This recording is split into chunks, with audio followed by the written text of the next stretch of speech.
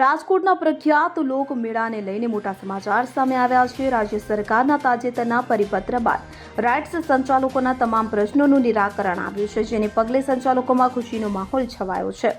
આ મુદ્દે જિલ્લા કલેક્ટર અને પોલીસ તંત્ર સાથે મેળા એસોસિએશનની મહત્વપૂર્ણ બેઠક યોજાઈ કે જેમાં રાઇડ્સ સંચાલકોએ પોતાની સમસ્યાઓ રજૂ કરી હતી। આ બેઠકમાં નિર્ણય લેવાયો છે કે રાઇડ્સના જીએસટી બિલના બદલે મિકેનિકલ એન્જિનિયરનું સર્ટિફિકેટ માન્ય રાખવામાં આવશે કે જેનાથી સંચાલકોને મોટી રાહત મળી છે। આ નિર્ણયથી મેળાની રાઇડ્સનું સંચાલન વધુ સરળ અને કાયદેસર રીતે થઈ શકશે।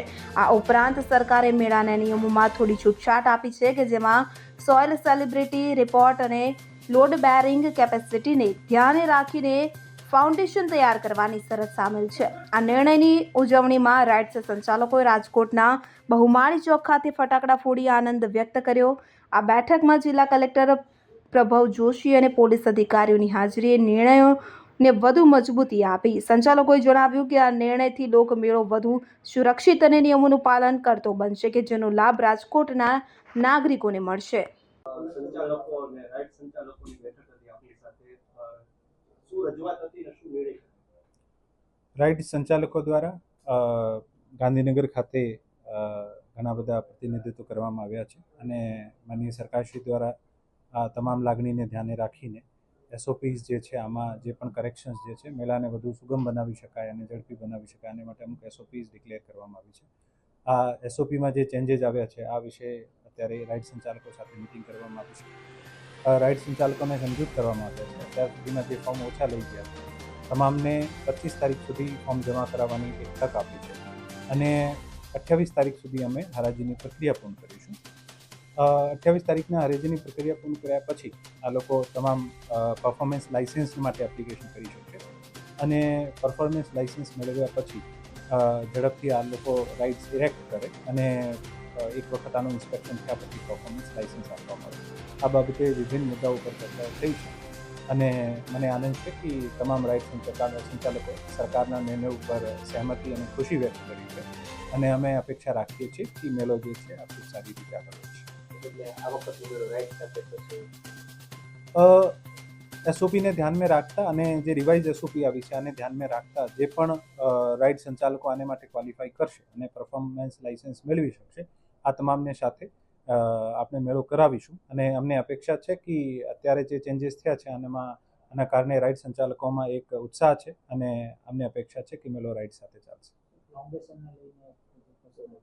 આ તમામ બાબતો જે છે સરકારની રિવાઇડ એસઓપીમાં ક્લિયર થઈ છે અને આ તમામ રિવિઝનના કારણે જ આ લોકોએ એક જે છે આનું વલણ પરિવર્તન આવ્યું છે અને અમે અપેક્ષા રાખીએ છીએ કે આ લોકો હવે એવી રીતે અપ્લાય કરશે।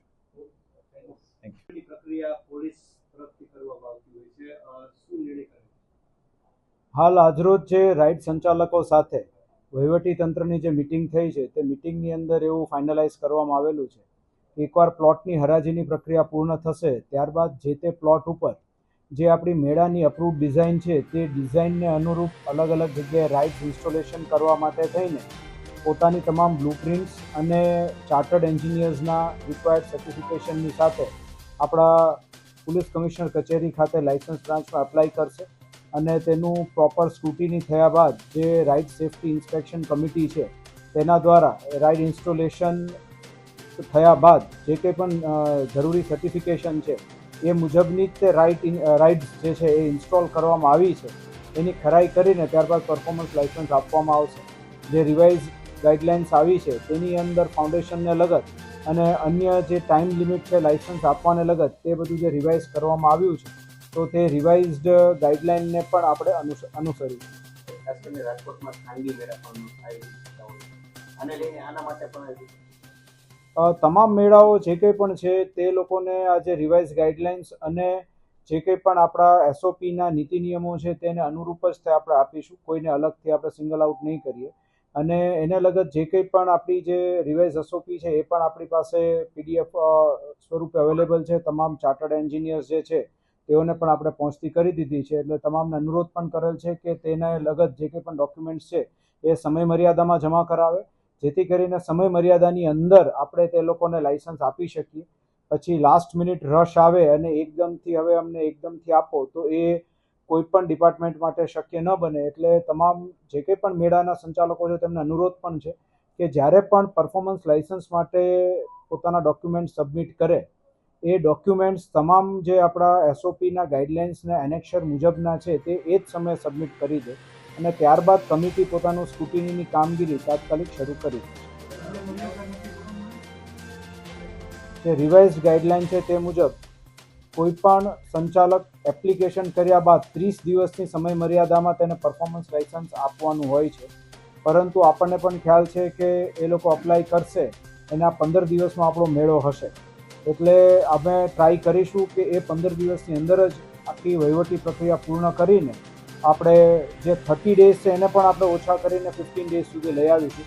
પરંતુ તેના માટે થઈને તમામ સંચાલકોનો અમારે ખાસ સપોર્ટ જોશે કે તે લોકો સંપૂર્ણપણે પ્રોપર સર્ટિફિકેશન સાથેના બધા ડોક્યુમેન્ટ્સ રજૂ કરે.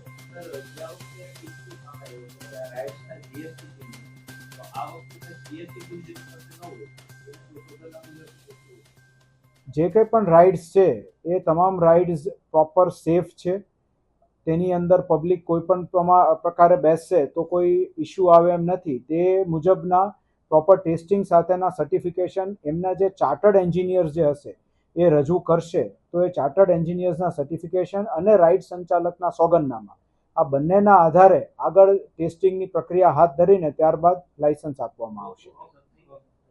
Bureau report CN24 news. હવે જુઓ દેશ દુનિયાની તમામ ખબરો તમારી આંગળીના ટેરવે. ઉઠાવો મોબાઈલ અને Google Play Store પરથી ડાઉનલોડ કરો અમારી CN24 ન્યૂઝ મોબાઈલ એપ.